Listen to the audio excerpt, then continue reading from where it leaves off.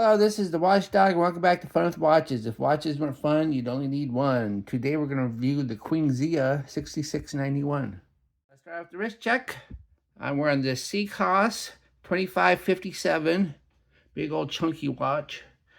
And Grogo is wearing my Shinobi 9866. Grogo asked Pelimato if her Jedi godfather said bippity boppity boo when he waved his magic lightsaber. She said no, it was bippity bada boom.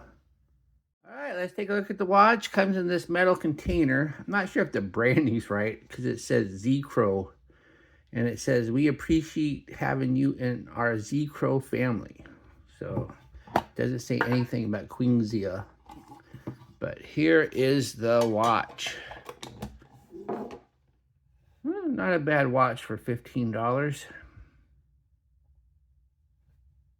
This is the second Qingxiya on my channel. I have no clue if I'm pronouncing that correctly. This is a rarity in the AliExpress world, a quartz chronograph with a large second fast-ticking chronograph hand where the majority have a small second chronograph hand. This is a big honking watch that doesn't wear as big as you would think due to the lightweight and comfortable resin strap.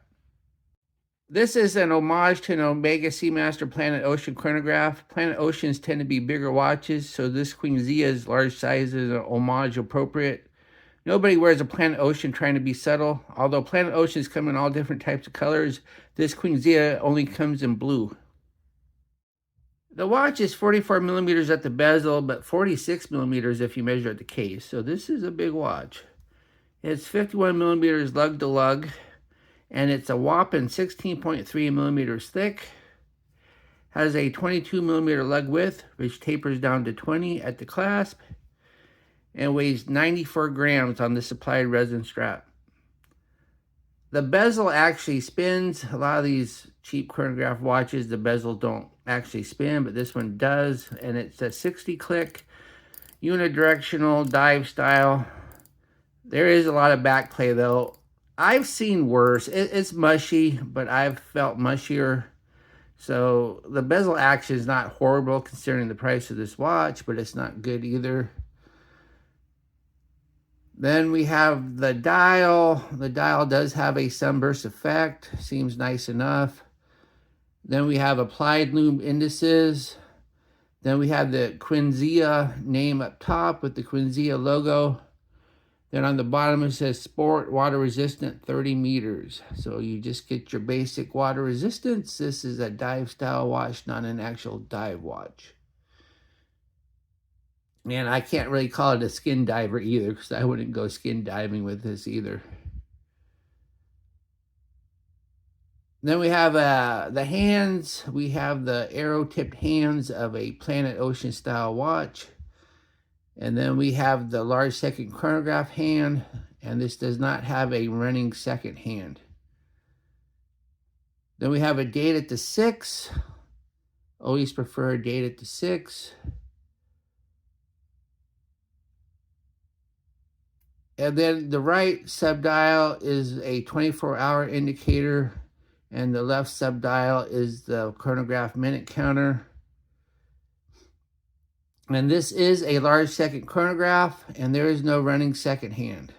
Press the top pusher, and as you can see, it starts clicking away, and it actually has sub-seconds.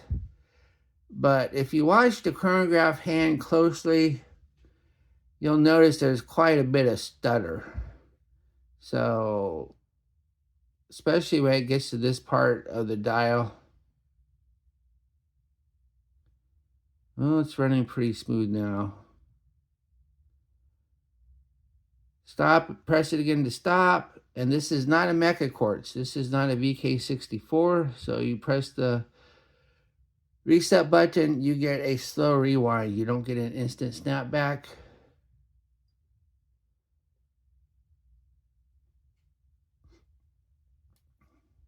Then we have the unsigned push-pull crown.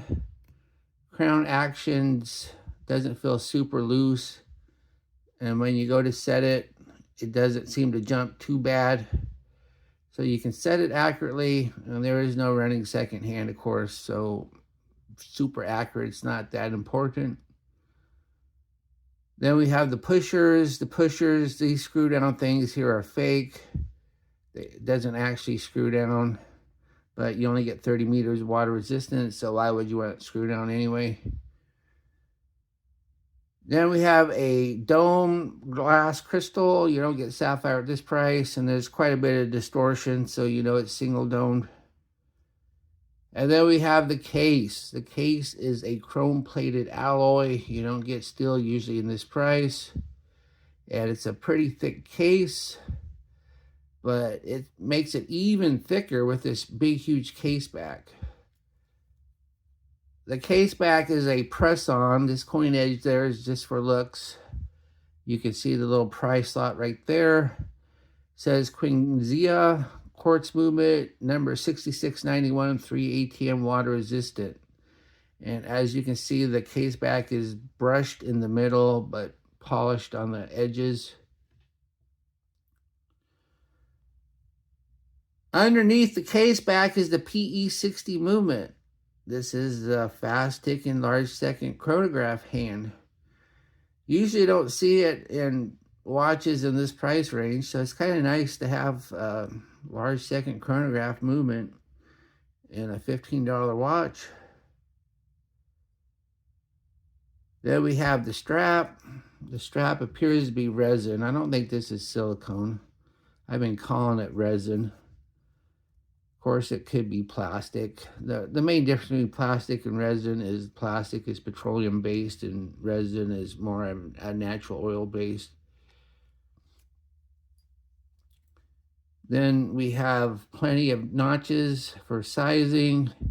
And then we have an actual deployant clasp. It's not the best quality in the world, but at least it's a deployant clasp. Sure makes putting the watch on and off easy enough. It's simple pressed, but it seems to work just fine.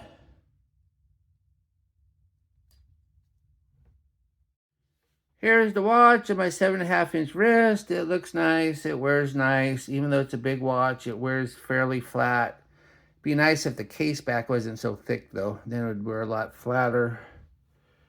I have 5 notches left on this strap, so you should be able to wear this strap if you have a 8.5, 8 3/4 inch wrist. And I got 3 notches left going in. And honestly, if you need more notches than that going in, this watch is probably too big for you. Here we are in the loom room. It's a sub $20 AliExpress watch, so you know the drill. As we speed up the time, it starts out with a decent green glow, which is a bit better than I was expecting, but not actually good. Everything fades fairly fast with the loom pip and the hour hand tip being a bit stronger than everything else. Too bad the minute hand wasn't as strong as the hour hand. What do I like about this watch? I like this fitted resin strap. It's very comfortable and comes with a deployant clasp.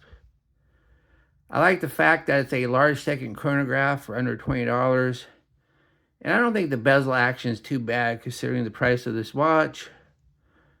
What are my gripes and groans? Quite a bit of stutter in the smooth sweeping chronograph hand. No running seconds.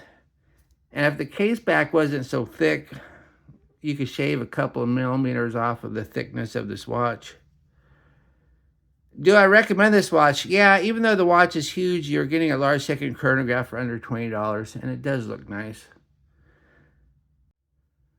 Well, thank you for watching my review of the Qingxiya 6691, and I will be back with another review or unboxing. Be sure and like and subscribe to my channel. And if you like this watch, be sure to use my affiliate link, and I'll get a tiny commission, and they do add up. Bye.